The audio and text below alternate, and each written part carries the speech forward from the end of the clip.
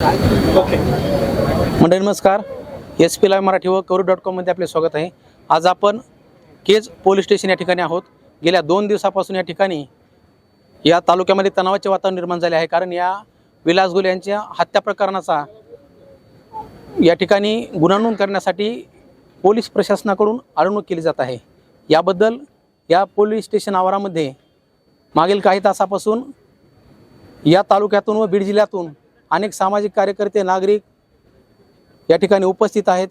नेमका प्रकार काय आहे त्यांच्याकडून आपण जाणून घेणार आहोत. सर, नाव सांगा आपलं. मी संजय केदार, सरपंच सांगवी सारणी. काय घटनाक्रम घडला होता?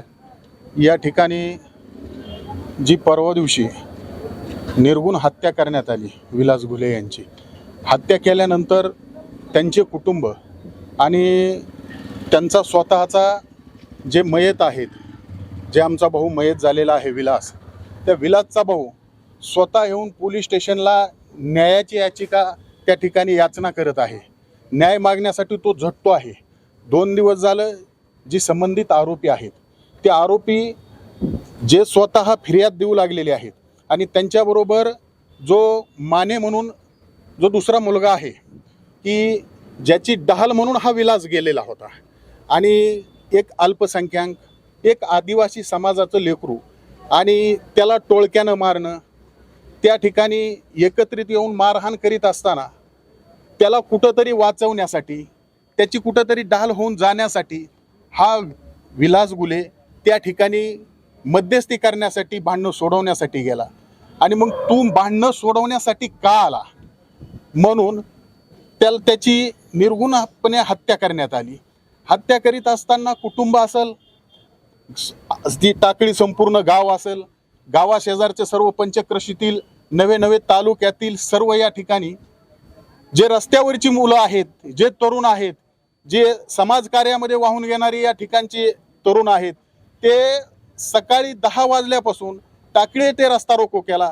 पोलीस स्टेशनच्या ठाण्याच्या आवारामध्ये आता तुम्ही मीडियाच्या माध्यमातून दाखवा की हजारो या ठिकाणी तरुण न्याय मागण्यासाठी या ठिकाणी हजर आहेत. या ठिकाणी आरोपी जे कोणी आहेत ते बघितलेले आहेत, ते निष्पन्न झालेले आहेत. यामध्ये खासदार पुत्राचा देखील नाव येत आहे, सौरभ बजरंग सोनवणे याचं देखील नाव येत आहे, आणि त्यांच्यावरती FIR दाखल झाला पाहिजे. संघटित गुन्हेगारी असल्यामुळे मोकोका अंतर्गत त्यांच्यावरती कारवाई झाली पाहिजे. या मागणीसाठी सर्व आम्ही या ठिकाणी 18 पगड जाती जमातीचे नवे समाज बांधव देखील या ठिकाणी उपस्थित आहोत. पण आमच्या वेदना कुणी या ठिकाणी जाणून घेत नाहीत. पोलीस प्रशासन वेळोवेळी टाळाटाळ करीत आहे. व पोलीस प्रशासन टाळाटाळ का करतं त्याची कुठंतरी आमच्या मनामध्ये पाल चुकचुकती. कारण खासदार पुत्राचं नाव समोर येऊ लागलं की या ठिकाणचे जे प्रभारी आहेत ते प्रभारी कुठंतरी गुन्हा नोंद करून घ्यायला जाणून बुजून टाळाटाळ करीत आहेत. त्या ठिकाणी राजकीय दबाव कोणाचा येतो? याचं कारण ऐका, याचं कारण असं असू शकतं की ज्या वेळेस FIR वर रेकॉर्डवर हा खासदार पुत्र आल्यानंतर याचे आणि संबंधित प्रभारी अधिकाऱ्याचे कॉल डिटेल्स तपासले गेले, आणि त्या कॉल डिटेल्स मध्ये जर तो प्रभारी आणि तो खासदार पुत्राचं जर कम्युनिकेशन झालेलं असेल तर 100% आपल्याला या ठिकाणी काही ना काही अडचण येऊ शकते.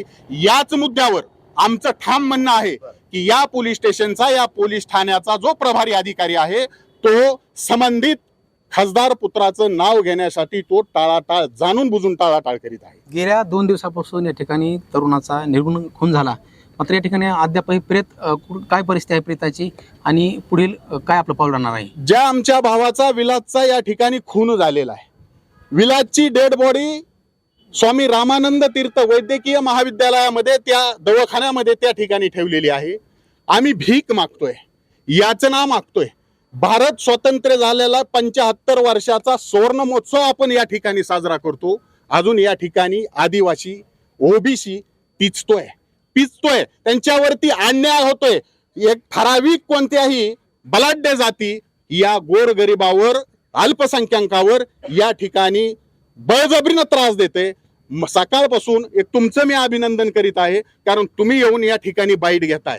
मला असं वाटतं की या ठिकाणची पत्रकारिता 100% खासदार साहेबांनी खरेदी केली की काय असं आमचं म्हणणं आहे। सकाळपासून एकही पत्रकार नाही, एकही मीडियावाला नाही। मी सर्व आपल्या बांधवांना विनंती करतो, कुठल्या पत्रकारांनी आपला आवाज दाबण्याचा प्रयत्न केला तर प्रत्येकाकडे मोबाईल आहे। सोशल मीडियाच्या माध्यमातून, फेसबुकच्या माध्यमातून सगळ्यांनी उद्या सकाळी 10 वाजता या शिवाजी चौक इथे येऊन आपल्याला आंदोलन करायचे। आपली ओबीसीची 56 गाव आहेत, 56 गावामधून 200 माणसं आली पाहिजेत। या ठिकाणी किमान 5 ते 7 हजार पब्लिक गोळा झाली पाहिजे आणि सगळा चक्का जाम या शिवाजी पुतळ्यापाशी करून आपण आंदोलन तीव्र करायचं आहे। आपण उद्या सकाळी जाणार, डेड बॉडी घेऊन येऊ आणि या पोलीस स्टेशनचा जो प्रभारी आहे आणि त्याची जी खुर्ची टेबल आहे त्या खुर्चीवरची आपल्या भावाची डेड बॉडी खुर्चीवर ठेवू आणि आपण त्या शिवाजी पुतळ्यापाशी जाऊन आपण आपला न्याय मागण्यासाठी रस्त्यावर बसू।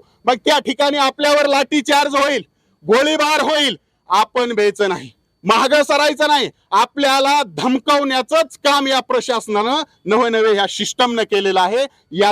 याला वाचा फोडण्यासाठी आपल्याला संग्रहित व्हावं लागेल, एक संघटित व्हावं लागेल आणि आपल्याला आपल्या भावाला जर न्याय मिळवून द्यायचा असेल तर उद्या सगळ्यांनी या शिवाजी पुतळ्यापाशी येऊन सगळ्यांनी आंदोलन करायला पाहिजे। मग आपल्या माता भगिनी असतील, तरुण मंडळी असतील, वडीलधारी मंडळी असतील, आपली सगळी भावंड या ओबीसी या केज तालुक्यामध्ये जे 114 ग्रामपंचायती आहेत त्या 114 ग्रामपंचायत मधून 56 ग्रामपंचायत ह्या ओबीसीच्या आहेत आणि ओबीसीच्या माध्यमातून आपल्या ओबीसी बांधवावर अन्याय झालेला आहे।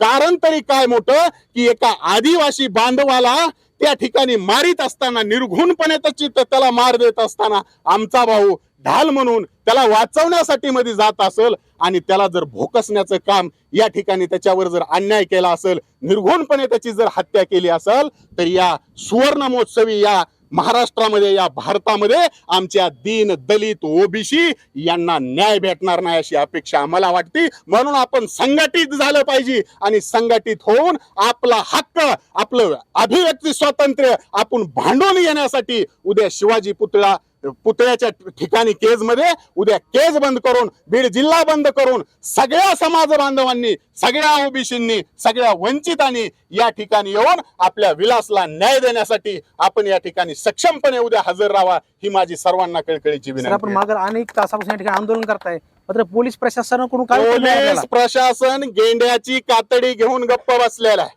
आपल्या भेट दिली नाही का? आमच्याकडे येतायत, आम्हाला मिसगाईड करतायत, फलाना नाही, बिस्ताना नाही। अरे तुम्ही एफआयआर घ्यायचं काम करा, तपास यंत्रणा तुमची आहे, तपासामध्ये काय निष्पन्न होतंय ते माननीय न्यायालयामध्ये तुम्ही मांडा।